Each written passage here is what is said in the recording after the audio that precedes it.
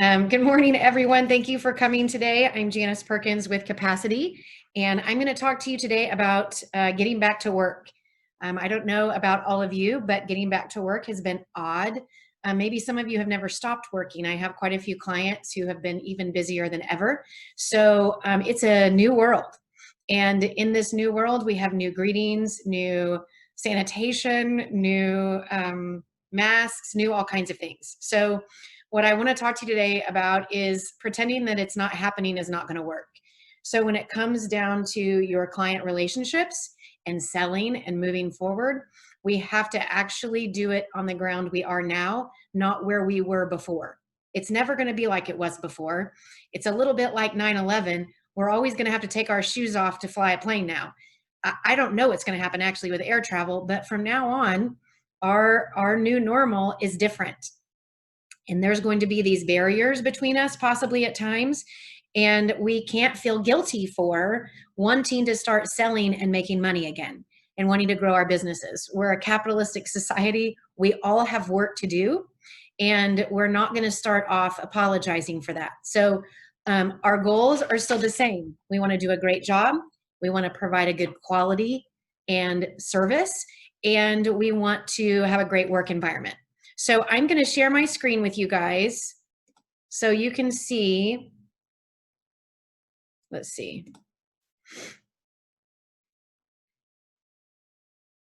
Okay.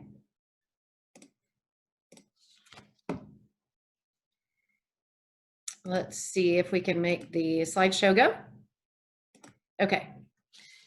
Can everyone see it? Hopefully.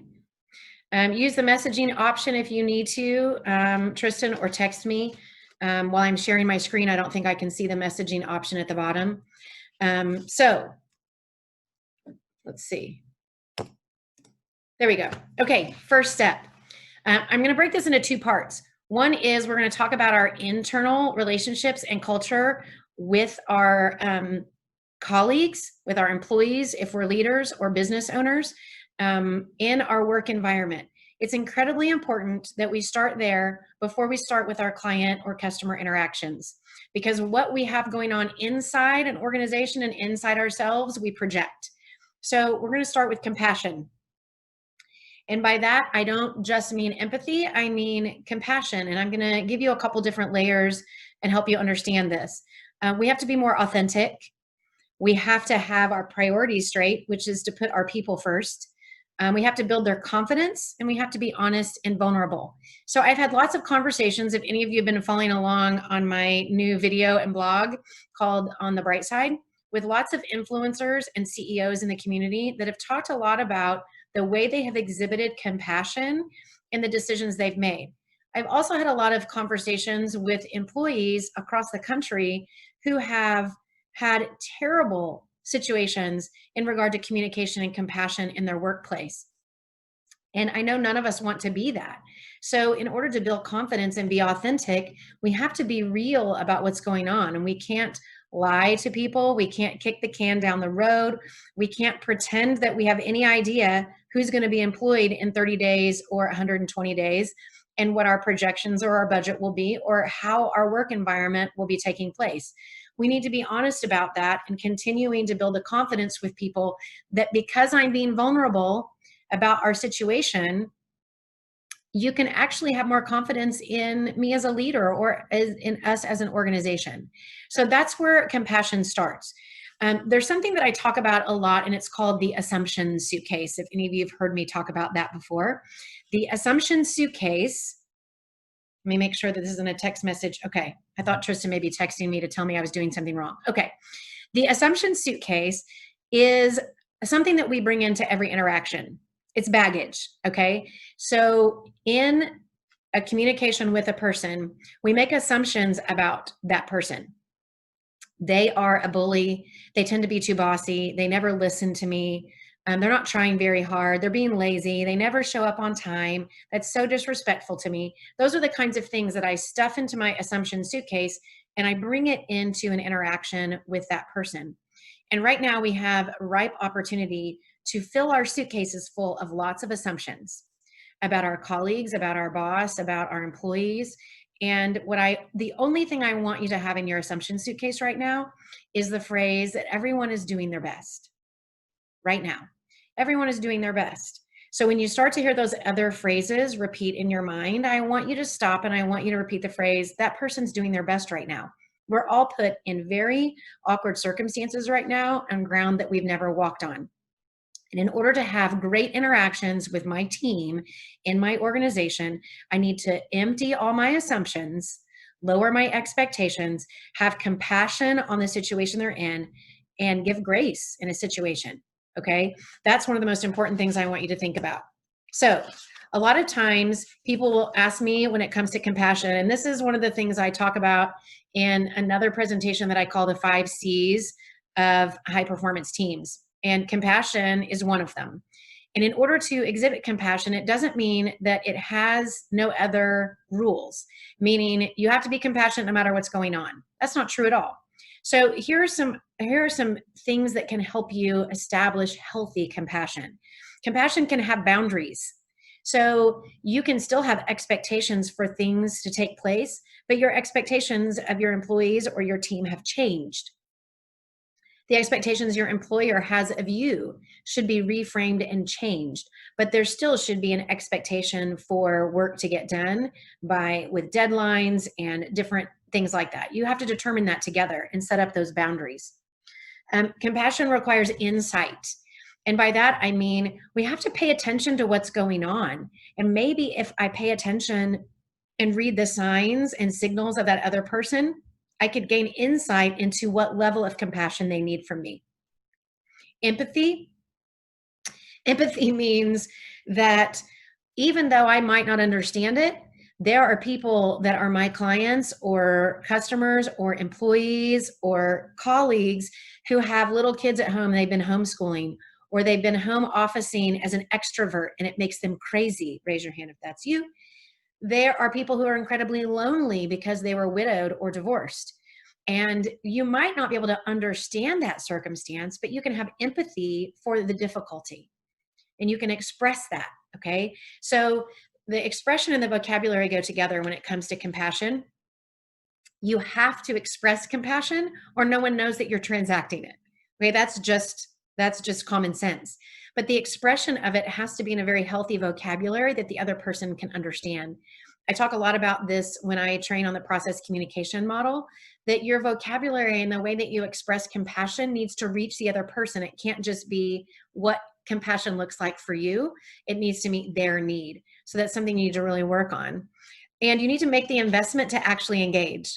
So you can't avoid engagement. You have to give time for it in order for compassion to actually transact. So one of the other things that I talk about in my 5 C's of high performance teams that I thought was very applicable here is character.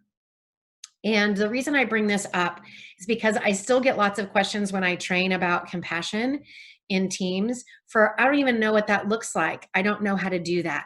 And because empathy isn't very natural for some people. And so what I want you to look in these 8 things, and I'm going to read a couple definitions off to you. These are 8 different virtues that we can work on in our character that can help transact compassion in different channels if we're not great at empathy. So if as an organization or as a person, I want to be better at compassion and building company culture, I can get better at these things and it can grow my standard of in the channels that I can reach people with compassion. Hope that makes sense. So for instance, fortitude is not a word we use all the time now, but I want to read you, I'm a word nerd for those of you who know me very well.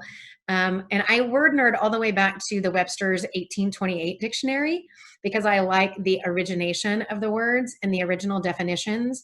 And fortitude means the strength or firmness of mind or soul which enables a person to encounter danger with coolness and courage or to bear pain or adversity without murmuring, depression, or despondency. And I love that. I love that it's not a word we use much today, but having fortitude right now in a time period like this, as a leader, as an employee, as a colleague, a firmness of mind or soul that enables me to encounter danger or obstacles or trauma with a coolness and courage. That is something we can all work on. And the better I get at that, the stronger and more able I am to have compassion on other people, because I'm no longer in quicksand myself. The other one I want to read to you on this list, because people will ask me often, what's the difference between generosity and benevolence? Because benevolence is more of a churchy word, and it's not something that we use all the time in common language either. And the reason I use it is because the original meaning means it's a disposition to do good, have goodwill, kindness, the love of mankind, accompanied with a desire to promote their happiness. So if I take a position of benevolence with my colleagues and my employees and my teams, where I have a love of them with a desire to promote their happiness, I naturally am transacting compassion that they authentically can feel. So I just want you to think about those 8 words and actually do some word nerding of your own, so you can see ways that you can increase your compassion transactions. The last C that I'm going to talk about today, I'm not going through all 5 when it comes to employees and culture, is connection. It's the most important step at this point in regard to this subject matter, because we have to make a connection with people. And that includes margin. Now, right now, we have been given a handful of time that we maybe didn't have before. Now, some of us maybe, again, have been busier, but for most of us, we have downshifted. Speed has changed. And so we should be good stewards of the margin of time we have been given. Use our vocabulary and language that I talked about earlier, our need to build healthy culture, and listen. Those are incredibly key components of building connection, is we have to take the time and we have to actually listen. And that means we might be having conversations about people and about situations and about obstacles and trauma that have nothing to do with anything else, but taking the time for that person establishes connection. And that's what's really important. So we're going to move then to client experience, which is why we're really here, because we're getting back to work. Because if we focus on our internal again, what's happening inside of us and in our organization, that's what we're projecting, and that's what we want to be healthy for this client experience. Now, the client experience has some of the same steps that I listed before as internal connection. We need to be authentic. We need to have priorities, build confidence in the relationship, and be honest and vulnerable. But what does that look like in a client experience? We need to meet people at their level and their level of comfortability. And I'm gonna give you a couple different examples, whether you agree with me or not. In getting back to work and transacting in the world, I, as a consumer, have had a couple experiences that I have, given a C- on client experience in this new environment. And one of them is I went to the orthodontist for the first time with my kids after 3 months last week and a half ago. And right before, apparently, COVID hit, they were merging 2 different orthodontics offices, and they just had not, they had notified us they had to close because of the health concerns, and they were just reopening and trying to communicate that with us, which wasn't done very well. It was done pretty clunky. And although we were still in the computer when I arrived at the appointment, we still had to fill out new paperwork. We filled out new paperwork. We weren't allowed to come in the lobby. We had to go sit in the car. So there was no one in the lobby. They had removed all the chairs. They had staggered the appointments out wide enough that there was no one else there when we arrived. So the office was empty. The lobby was huge, and we were 30 feet from the front desk and wearing masks. And we still weren't allowed to sit inside on a very hot day to fill out paperwork. That was very odd for me as a consumer. It wasn't transacted in a way that made me feel confident and healthy that it was safety and protection for me. It was done in a way that made me feel like I wasn't welcome. And that's what I want you to consider. Regardless of how you feel about COVID or masks or handshakes or hugs or any of those things, you have to take into consideration what your client and your customer feel. And you have to ask if you don't know, so that you can establish a connection and an experience that makes them feel confident and them to feel valuable, and that you're transacting in an authentic way. So another explanation or that I have as an example is going to restaurants. For any of you who have been out and about, one of the first times that I was in a restaurant, and again, I am not doing any mask shaming or anything like that, because we all have our level of need and there are requirements by the state. But the waitress that was helping us had a mask on, which was great. But it was a homemade mask, and the material was like double ply and very thick. And she was a very soft talker. So it was incredibly difficult to hear her. And we had to keep asking questions and asking her to speak up. The whole experience was very awkward. It was very uncomfortable, and it felt like we were yelling at each other. And so I just want you to take into consideration the layers that you put in for protection because of the virus can't be prohibitive to the communication and the transaction. I hope that makes sense. Just take into consideration what you're doing. Regardless of how you feel, I can't deploy my issues on the client relationship. And again, if you don't know and you're not sure, always ask, does this make you comfortable? You know, I laughed with another one of my professional colleagues that we should wear name tags that say, you know, I'm Janice and it's okay to shake my hand and hug me. You know, whatever your level of comfortability, make that known to your client. Are we, you know, I'm comfortable meeting you for coffee, but if you'd rather have a phone or a Zoom meeting, that is perfectly fine. I'm doing both. I would shake your hand if that's comfortable for you or greet you with a hug, but I don't want to make you uncomfortable. Whatever suits you. So you can state your intention and your level of comfortability, but make sure you're asking and seeking that from the other person. So in the customer experience, don't approach the situation like you have to feel bad for selling. I talked about that at the very beginning. I have a current client who was talking about describing the season for them. They happen to increase business over the last few months because they have an online service. And I have a couple clients, in fact, who have been much busier and doing well. But one client in particular voiced it to me as taking advantage of a situation, and he felt guilty and he felt bad. And so we had to really talk through those feelings, and that opportunity in our culture, taking advantage of opportunity and growing a business, is not something you should feel guilty for. Selling and wanting to get back to work so that you can put employees back to their jobs and you can have and make a profit and an income so that you can support your family is not anything that you should feel guilty for. And if you have developed a product or service that in this time period has become more relevant, good for you. And we're going to get to that. That's called innovation. That is not something that you should feel bad about. If you are price gouging because you're the only one offering it, or you manipulated a system to try to make more profit than a competitor and it was malicious, that's a totally separate issue. None of us are in that position. We are all trying to still do the best we can, grow a business, make money in this time period, and support our families. So your customer experience still needs to provide a value to someone. It needs to be whatever your unique selling position was before, just reevaluate that and see if it's still relevant today. Is it still relevant to a client or a customer? Ask them and listen. That's a big thing I keep repeating. So connection is incredibly important here as well. Take the time. You have more margin. Spend more time with your clients or your customers than you did before. Ask and really listen.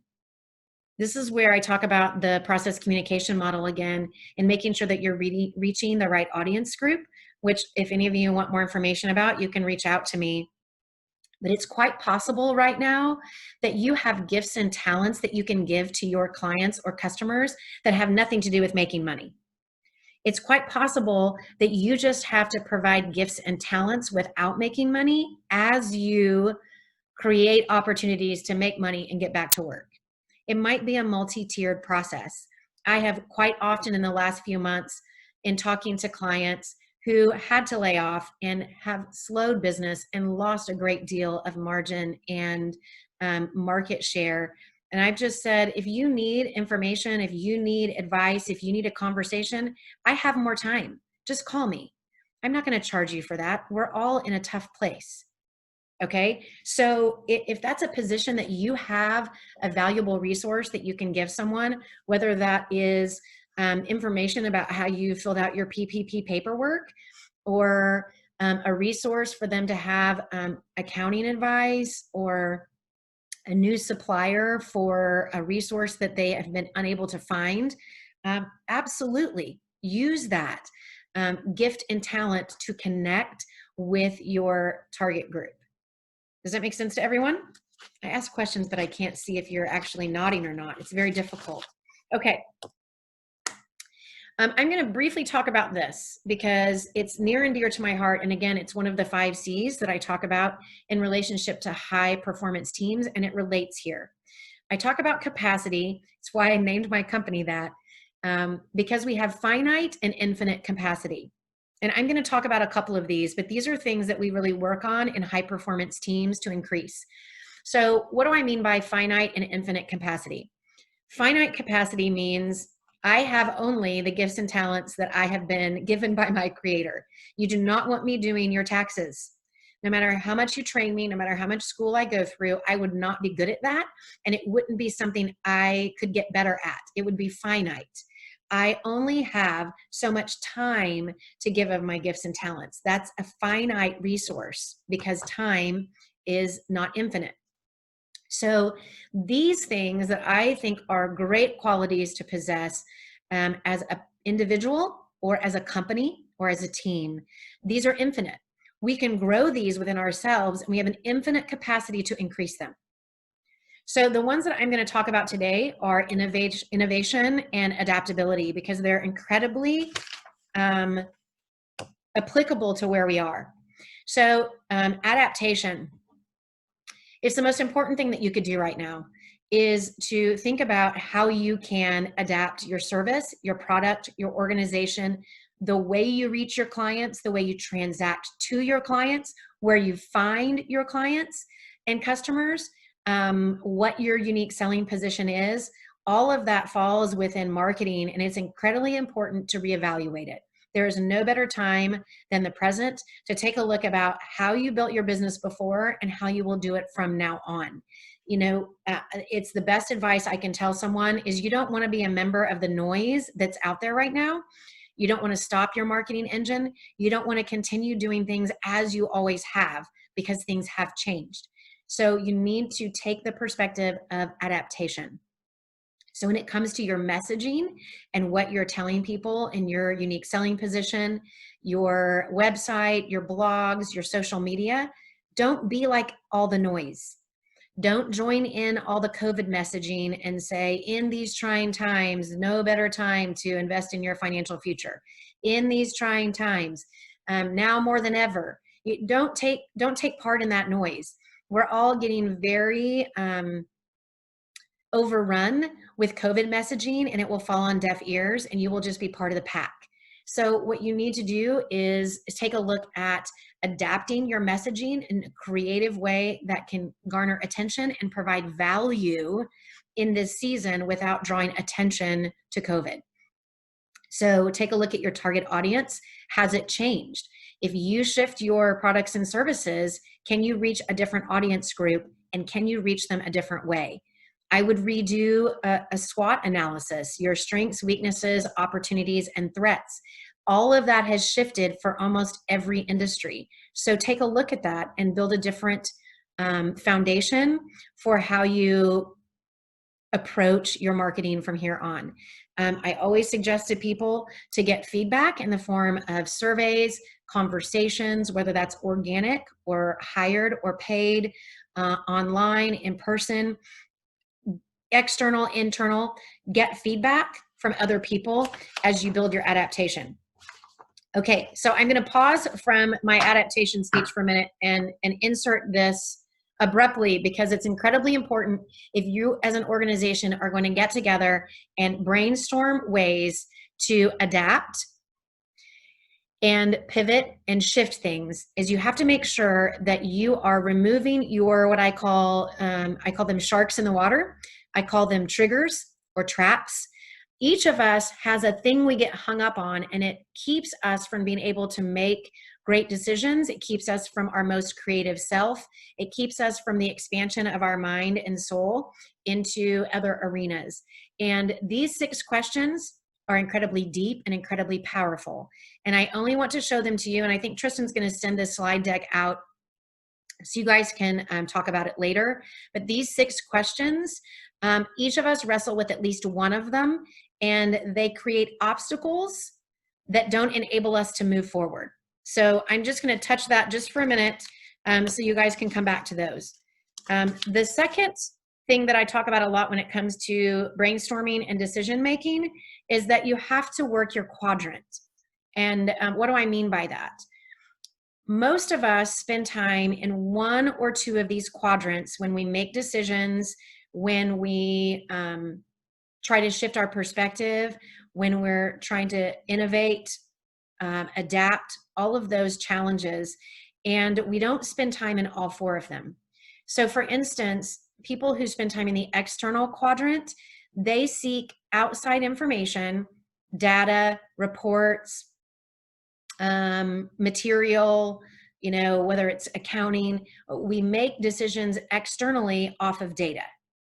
People who spend time in the internal quadrant make their decisions based on gut feelings, experience, and their internal gut. Okay, so you can't do one or the other when you're faced with a situation as we are now. It's really important that you do both. The same thing is true for the bottom 2 quadrants. A lot of people will withdraw to make decisions and think about things. So I'm going to sleep on it. I'm going to take the weekend and come back with the decision on Monday. And then some people involve others. So they talk to mentors or friends or other professionals, their spouse, their neighbor, their other team members, and they involve others and get opinions in order to make a good decision. And we can't do one or the other. So I'm encouraging you in a situation like this, when you're trying to adapt and innovate and make tough decisions, that you walk through all 4 quadrants to make sure you holistically have every possible angle covered. It helps you make a better decision. Okay, so back to adaptability.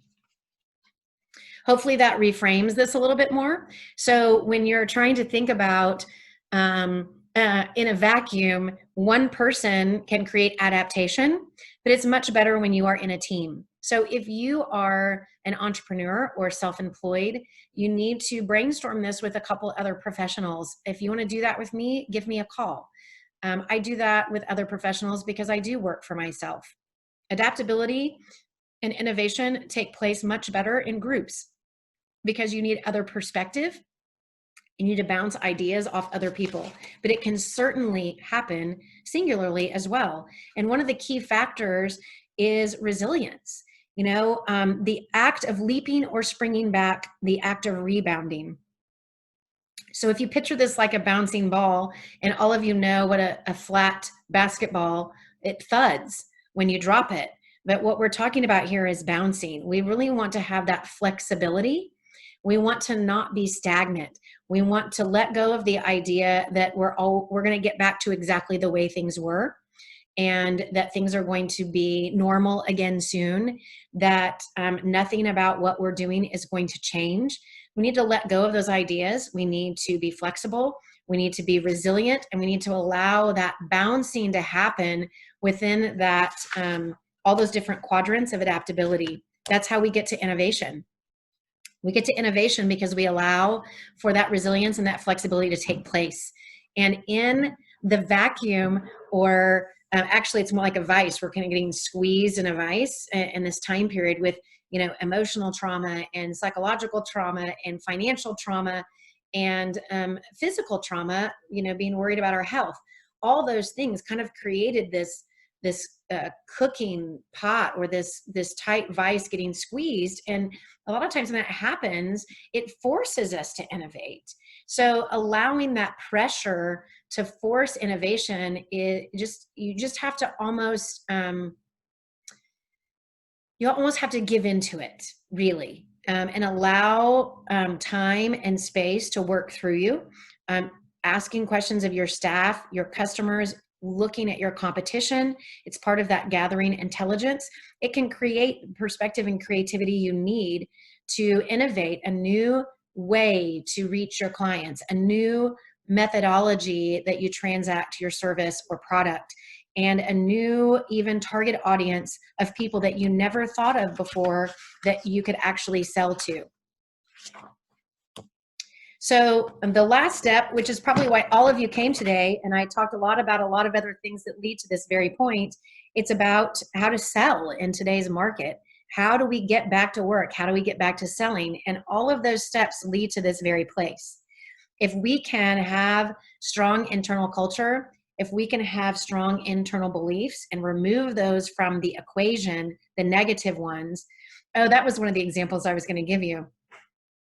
When I talk a lot about removing ourselves from the equation and not purposing our negativity onto others, I talk a lot about motivation, and it's part of the process communication model.